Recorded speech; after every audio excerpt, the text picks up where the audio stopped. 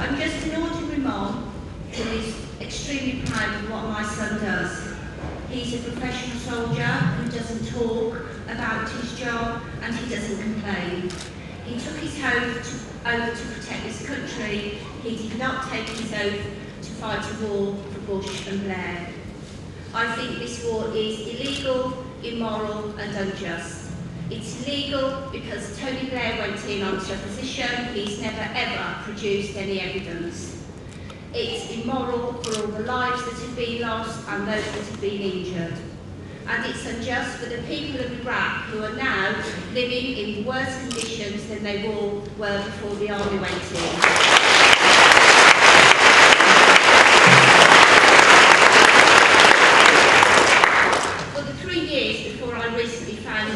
Going to Basra, I was very complacent, and so was my husband, because we really didn't know what was going on. We just believed the government's spin. I'm thankful to all those in the media that have supported the withdrawal of troops home and an end to this war.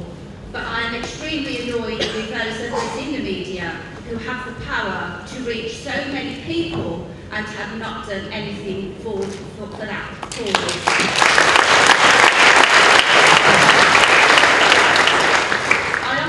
Whether there's a vested interest either in those at the top of the media or from the government down just to stop all this blackout for the general public. I mean, I knew nothing about the Stop the War website, the Military Family website, the early day motion to try and get Blair impeached. I knew absolutely nothing of this until recently. And if this was brought to the attention of the general public, then there would be a lot more people campaigning to bring the troops home.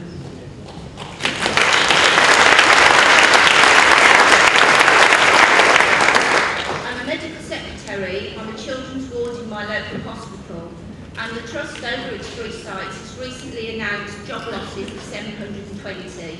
My department is under threat of closure, so with my son away in Iraq, I don't even know if I've got a job to go to very soon.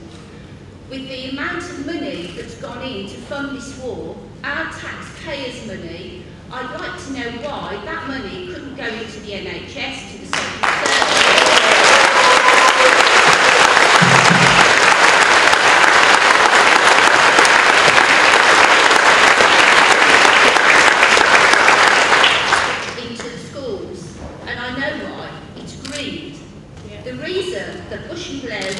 Iraq is for oil and uranium and anything else that they can get out.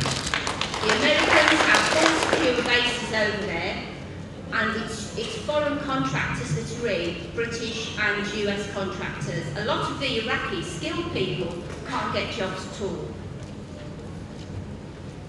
When this war, before we actually went, 2 million people demonstrated against our entrance into it.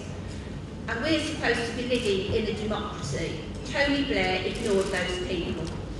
He's trying to instill this same democracy into Iraq, which culture has never ever known a democracy. The people don't know what's hit them.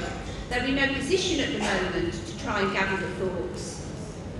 I want the troops back now. I want to start an immediate withdrawal, and I want a deadline.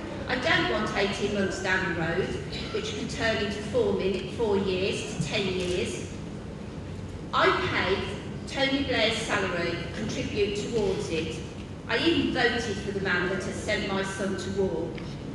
I urge Tony Blair to listen to the people of this country now, because he will never ever be remembered as a peacemaker. He has too much blood on his hands.